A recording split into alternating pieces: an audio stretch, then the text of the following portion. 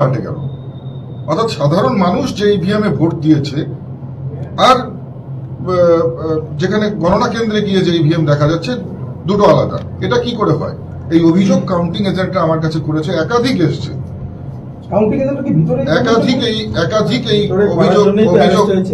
একাধিক এই অভিযোগ এসছে, যে কারণে কিন্তু আমরা তাদের কথা শুনে এবং সেই সমস্ত যারা এভিডেন্স আমাদের কাছে চলে এসছে এখন পর্যন্ত, সেটার ভিত্তিতে আমরা আগামীতে আমরা যা স্টেট পদক্ষেপ নেওয়া সেটা আমরা নেব।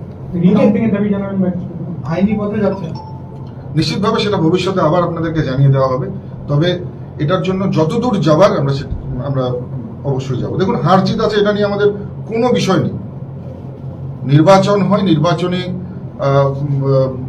একদল জিতবে, একদল হারবে, আবার পরবর্তীতে পুনরাবৃত্তি হবে কিনা নিশ্চিতভাবে বুঝতেই পারছে।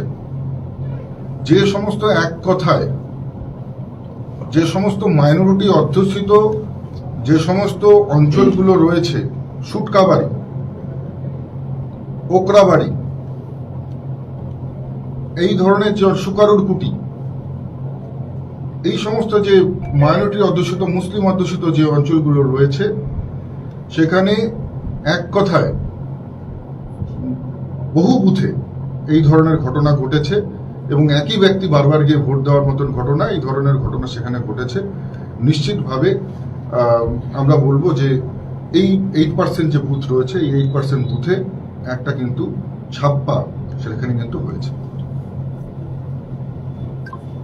আরেকটা বিষয় যে দেখা গেল যে তৃণমূল জেতার পরেই একের পর এক গ্রাম পঞ্চায়েত যেগুলো বিজেপির দখলে ছিল, প্রত্যেকটা গ্রাম পঞ্চায়েতে তৃণমূল ঘোষণা করেছে যে দখল করবে এবং ইতিমধ্যে বেশ কয়েকটি গ্রাম পঞ্চায়েতের যারা সদস্য তারা তৃণমূলে যোগদান করেছেন, জোর করে তালাও মেরে দিচ্ছে।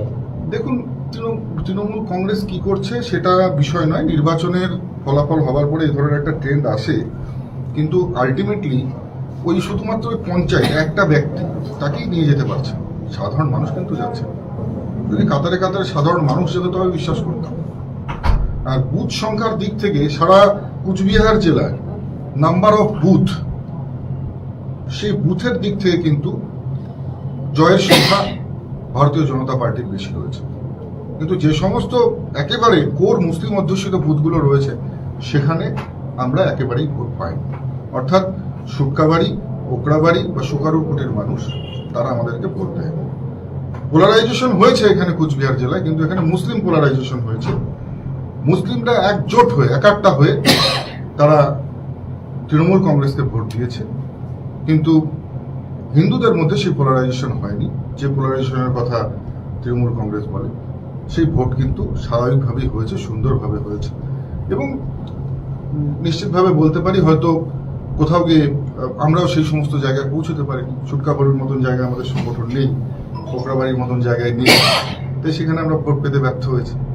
নিশ্চিতভাবে আমরা চেষ্টা করব যে আমাদের যে সমস্ত জায়গাগুলোতে আমাদের ত্রুটি বিচ্যুতি রয়েছে, সেই জায়গাগুলোকে শুধরে নিয়ে আগামীতে আবার এগিয়ে চলা। কারণ আমরা মনে করি, মাননীয় প্রধানমন্ত্রী বলেন যে হার বলে কোনো শব্দ নেই, আমরা হয় জিতি নয়তো শিখি। তাই এবারে শিখেছি এবং এই শিক্ষা নিয়ে এগিয়ে চলব। কুচবিহারের 7,41,000 মানুষের আশীর্বাদ, সেই আশীর্বাদকে পাথেয় করে এগিয়ে চলব।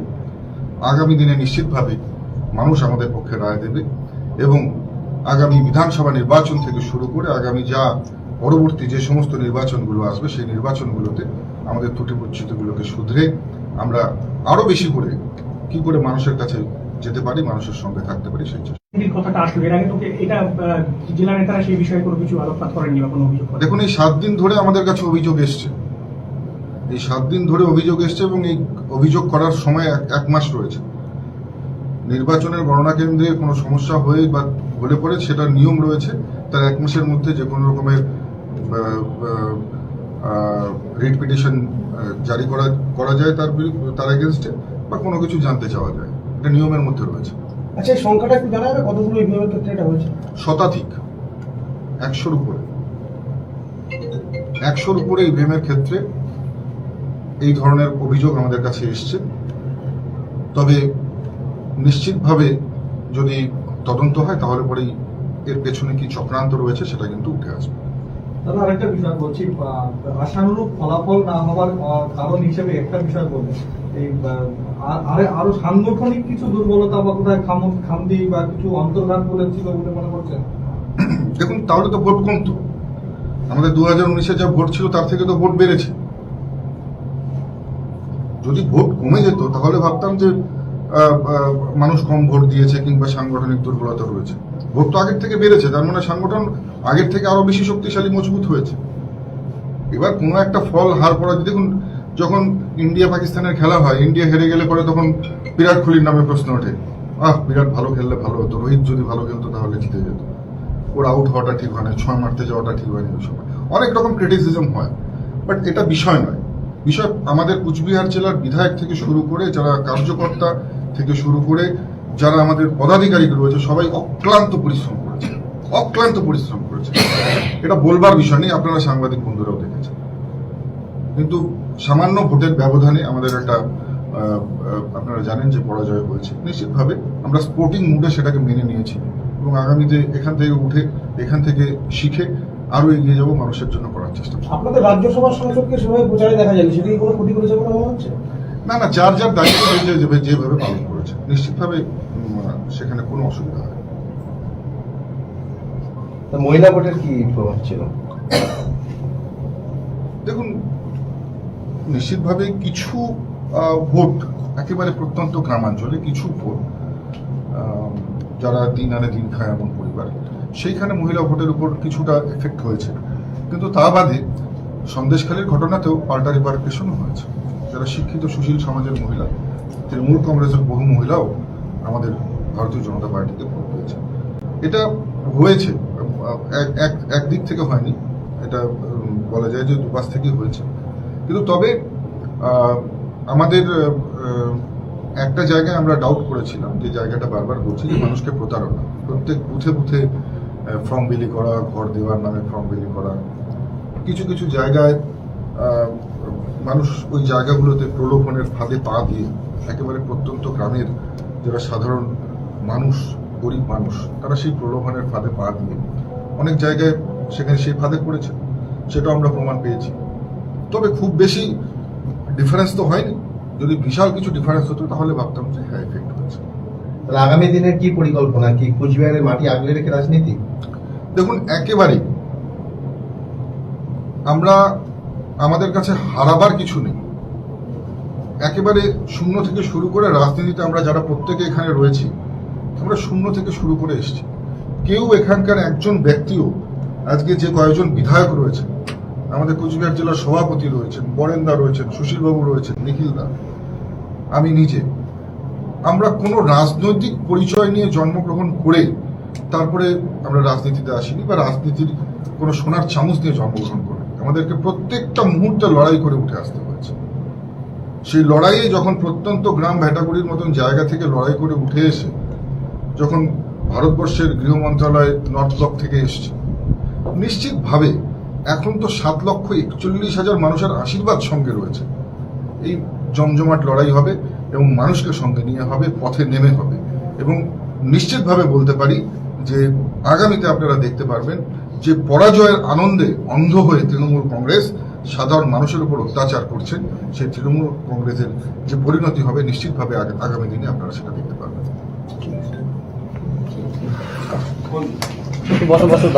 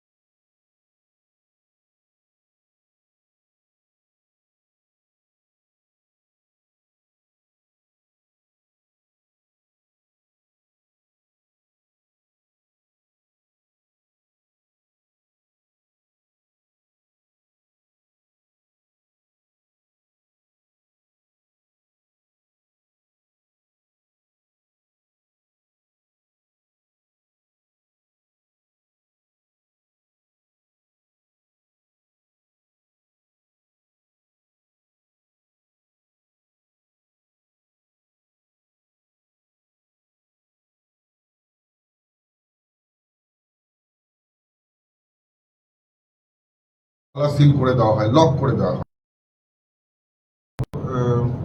একটা জায়গায় আমরা ডাউট করেছিলাম, যে জায়গাটা বারবার বলছি, যে মানুষকে প্রতারণা, প্রত্যেক বুথে বুথে ফর্ম বিলি করা, ঘর দেওয়ার নামে ফর্ম বিলি করা। আনন্দ সংবাদ, চিকিৎসা কিছু সংবাদ, জায়গায়, বেথেল মিশন হসপিটাল, মানুষ বিবিটি ওই কেয়ার জায়গাগুলোতে সেন্টার, প্রলোভনের ফাঁদে নিউ পা ভায়োট দিয়ে থানা, ছোট শালবাড়ি, শীতলকুচি। আপনাদের আরোগ্য লাভ এবং সুস্বাস্থ্য কামনাই আমাদের একমাত্র লক্ষ্য। আমাদের এখানে অভিজ্ঞ চিকিৎসক দ্বারা পুরাতন ও জটিল রোগের সুচিকিৎসা করা হয়। এখানে সোমবার থেকে শনিবার সকাল 9টা থেকে বিকেল 5টা পর্যন্ত অভিজ্ঞ চিকিৎসকরা আগামী দিনের যত্ন কি সহকারে পরিকল্পনা? রোগী দেখেন। কুচবিহারের মাটি আগলে বেথেল মিশন হসপিটাল, দেখুন, নিউ একেবারে ভায়োট থানা, ছোট শালবাড়ি, শীতলকুচি। আমরা ডাক্তার আমাদের কাছে কনসালটেশন ফি হারাবার কিছু বিনামূল্যে। ল্যাবরেটরি, রক্ত একেবারে পরীক্ষা ও শূন্য থেকে এক্সরেতে শুরু করে রয়েছে রাজনীতিতে আমরা যারা ডিসকাউন্টের প্রত্যেকে সুবিধা। এখানে রয়েছি, আমাদের এখানে আমরা শূন্য নিয়মিত থেকে শুরু করে রোগী এসেছি। দেখেন স্ত্রী ও কেউ প্রসূতি এখানকার রোগ একজন বিশেষজ্ঞ, ব্যক্তিও জেনারেল আজকে যে ফিজিশিয়ান, কয়েকজন বিধায়ক সাইকিয়াট্রিস্ট। রয়েছে, এছাড়াও আমাদের কুচবিহার জেলার ডিজিটাল সভাপতি এক্স-রে, রয়েছে, ইসিজি, বরেন্দ্র রয়েছে, প্যাথোলজিক্যাল কৃষিবাবু ল্যাবরেটরি রয়েছে, ফার্মেসি কৃষিদা। ও অন্যান্য পরিষেবা আমি নিজে। প্রদান করা হয়। আমরা রবিবার কোনো বন্ধ থাকে। রাজনৈতিক পরিচয় আমাদের নিয়ে যোগাযোগ জন্মগ্রহণ নাম্বার করে তারপরে আমরা রাজনীতিতে আসি বা রাজনীতির 9870496163। কোনো সোনার চামচ দিয়ে জন্মগ্রহণ করি। আমাদেরকে প্রত্যেকটা মুহূর্তে লড়াই করে উঠে আসতে হয়েছে। সেই লড়াইয়ে যখন প্রত্যন্ত গ্রাম ভেটাগুড়ির মতন জায়গা থেকে লড়াই করে উঠে এসে যখন ভারতবর্ষের গৃহ মন্ত্রণালয় নর্থ ব্লক থেকে এসছে, নিশ্চিতভাবে এখন তো 7,41,000 মানুষের আশীর্বাদ সঙ্গে রয়েছে। এই জমজমাট লড়াই হবে এবং মানুষকে সঙ্গে নিয়ে হবে, পথে নেমে হবে। এবং নিশ্চিতভাবে বলতে পারি যে আগামীতে আপনারা দেখতে পারবেন যে পরাজয়ের আনন্দে অন্ধ হয়ে তৃণমূল কংগ্রেস সাধারণ মানুষের উপর অত্যাচার করছেন, সেই তৃণমূল কংগ্রেসের যে পরিণতি হবে নিশ্চিতভাবে আগামী দিনে আপনারা সেটা দেখতে পারবেন। বছর